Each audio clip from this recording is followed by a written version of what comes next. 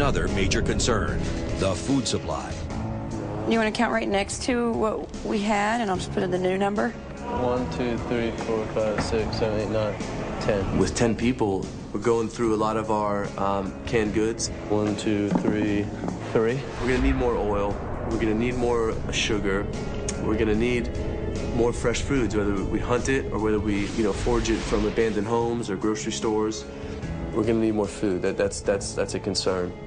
Food isn't the only reason to go foraging, because it's extremely important to be aware of your surroundings, what resources and what dangers might be lurking just behind you.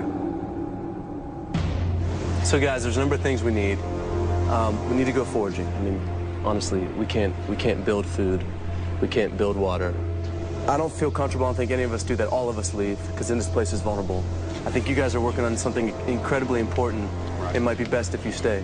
So, you're staying, Mike. Lock up behind us, lock up all the doors. We stay in groups of at least 2 to 3 at a time, and we never get too far away from each other. In a post-apocalyptic event, looting is foraging. There are no owners of property anymore. In the aftermath of Hurricane Katrina, for example, people reverted to a pack-like mentality over food and water. We see that happen often during major catastrophes where people were forced on their own to survive.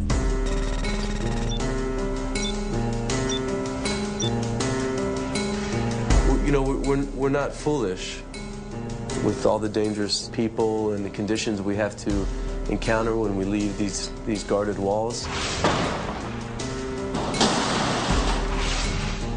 I did 6 years in a pretty serious prison, It's a part of me. I know I'm a survivor. So if you're attacked, you try to protect your stuff, and if you can't protect your stuff, you protect each other. John. But if somebody separates, then John, I think... have you ever been in a fight? Yes. Have you ever been in a life and death fight? No. I have. I was a member of the military, and I've seen a lot of people die, and I've seen a lot of people dead. So, that's where I'm coming from. I'll let you know what happens when we go out after we assess things. This is no longer the world of sharing and good-naturedness.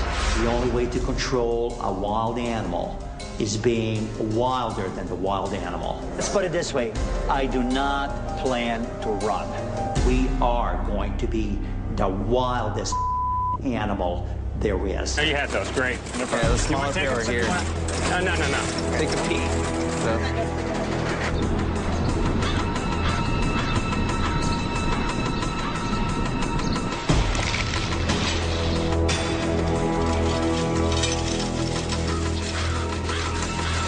Just be aware, 360.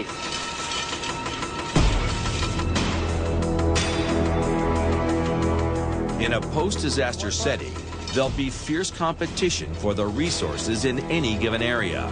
As part of the experiment, food and other supplies have been scattered throughout the surrounding streets. Hostile outsiders are in position to threaten the colonists' sense of security and steal their resources. They're not allowed to physically harm them, but the colonists don't know that. That means stop.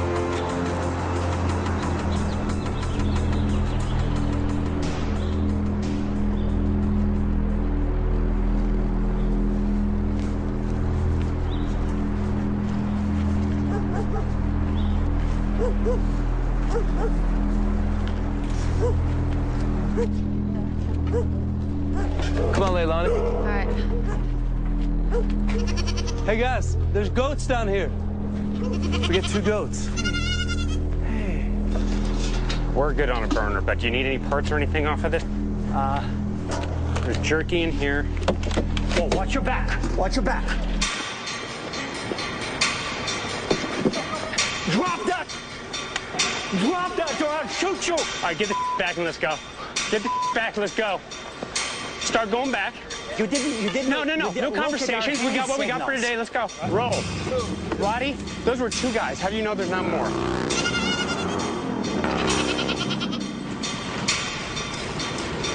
Me? Come on, we can... There's the guys, there's the guys. To the edge. Send it back. back. Just keep going back. What you got and go on back.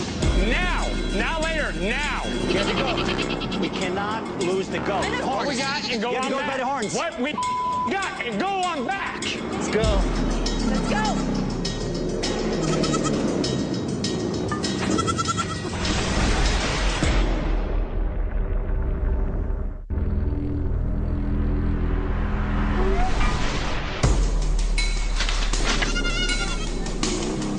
I'm super worried about going out of the streets. Whenever things get heated, we fragment and splinter and scream without having a plan. We cannot lose the go. What we got and go you have on to go back. by the horns. What we got and go on back. Let's go. I'm not gonna hide out. I'm not gonna be on defense. I'm not gonna put myself in a rat hole and hope that there's nothing out there when I put my head out there. That's crap. I'm gonna be the cat. I'm not gonna be a rat. It's a nice bike. I like that bike. I like that bike. I like that bike. I like that bike. These marauders, they have more malicious intent than we do. There's scarce material out there and we're all contending for it, and it's gonna cause conflict. I mean, one thing this says to me is that we do need to get out of here. Let's just go. Let's just turn it back. Open the door. All right, coming.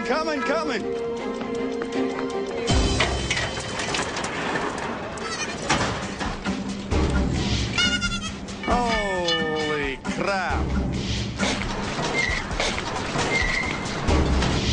I feel incredibly successful. We found a good bit of food. We found some fruit. We found some vegetables. We got some nopales. We have some dried apricots.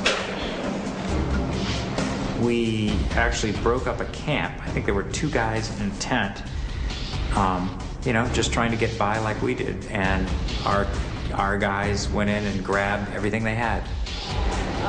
2 heirloom tomatoes.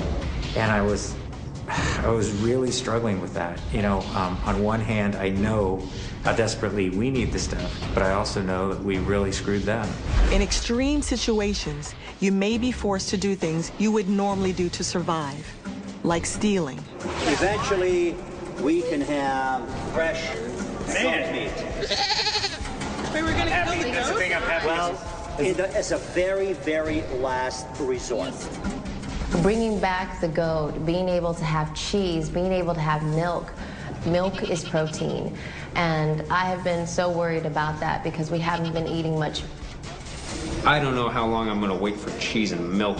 I mean, those animals are cute, but they're also delicious. We got some clothing, you guys. I was pretty happy. I think I found 2 towels, so this one's relatively clean. What is this? Some of it was treasure, some of it seemed like trash. Another shirt, another good blue shirt. All of it seems like trash, actually. It all seems like trash. We just raped somebody's friggin' tent for nuts. And oh, what a good day. What the things we found. I want to get the hell out of Dodge. That's what I want to work on. With 3 days of additional food supplies scavenged, Joey, George, and John C. turn their attention to an old truck in the yard. As part of the experiment, the volunteers are confined to the warehouse compound. But what they do with the supplies inside, including a broken-down truck, is entirely up to them. I think long-term, we do have to leave. We are going to exhaust our means here at some point. That huge truck, I believe, you know, it's going to be our exodus. It's our salvation. Think about this. This thing could be like this giant Mars lander thing. And it's big enough to bring the stuff that we have, because I'm not leaving some of this stuff behind. It could carry all of us. Yep. I mean, it could be one badass battle wagon, too. I mean, the best defense is a good offense, right? We need to bring the big truck inside. I think if it's in front of us, we can take a better handle of it and figure out what direction we want to go with it. We push this with 10 people? Screw this area. Screw this warehouse. Let's get that truck going. It's going to be a pain to steer. First off, let's get it inside. Let's get it inside. We're burning daylight. Yeah. Easy. You don't have to put your back into it. Just push gently. Is there no brakes? No. Turn it hard.